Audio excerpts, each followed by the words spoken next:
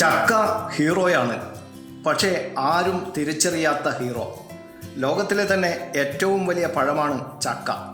രാസവളങ്ങളോ കീടനാശിനികളോ ഉപയോഗിക്കാതെ കിട്ടുന്ന അപൂർവം ഫലങ്ങളിലൊന്നാണ് ചക്ക. ജൂലൈ 4 ലോകമാകെ ചക്ക ദിനമായി കൊണ്ടാടുന്നു. ചക്ക വിശേഷങ്ങൾ അനവധിയാണ്. 6000 വർഷങ്ങൾക്ക് മുമ്പ് ഇന്ത്യയിൽ ചക്ക ഉപയോഗിച്ചു വരുന്നതായി ചരിത്രരേഖകളുണ്ട്. നമ്മുടെ പൂർവികരുടെ അടിസ്ഥാന ഭക്ഷണങ്ങളിൽ ഒന്നായിരുന്നു ചക്ക. എന്തൊക്കെയായാലും ചക്കയോട് അടുപ്പം പുലർത്തുന്നവർ വളരെ കുറവാണ്. നമ്മൾ വെറുതെ കളയുന്ന ചക്കയുടെ കണക്ക് അമ്പരപ്പിക്കുന്നതാണ്. പ്രതിവർഷം 14.3 ലക്ഷം ടൺ ചക്ക കേരളത്തിൽ വിളയുന്നുവെന്നാണ് കേന്ദ്ര കൃഷി മന്ത്രാലയത്തിൻ്റെ റിപ്പോർട്ട്.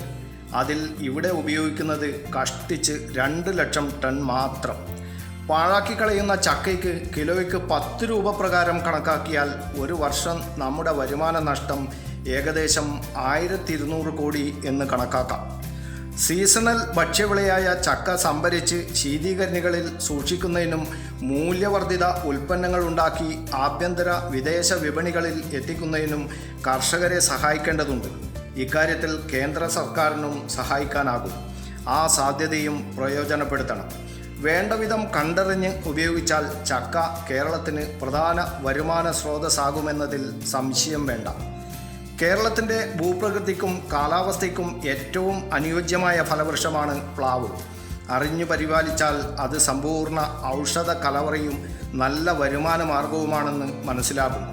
മറ്റു മരങ്ങളെ അപേക്ഷിച്ച് കൂടുതൽ കാർബൺ ഡയോക്സൈഡ് വലിച്ചെടുത്ത് ഓക്സിജൻ പുറന്തള്ളുന്നുവെന്ന യോഗ്യതയും പ്ലാവിനെ കൂടുതൽ സ്വീകാര്യമാക്കാനുള്ള കാരണങ്ങളിൽപ്പെടും.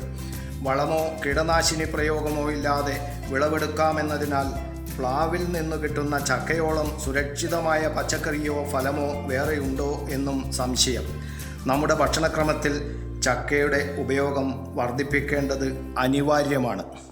News bureau, Kannur media.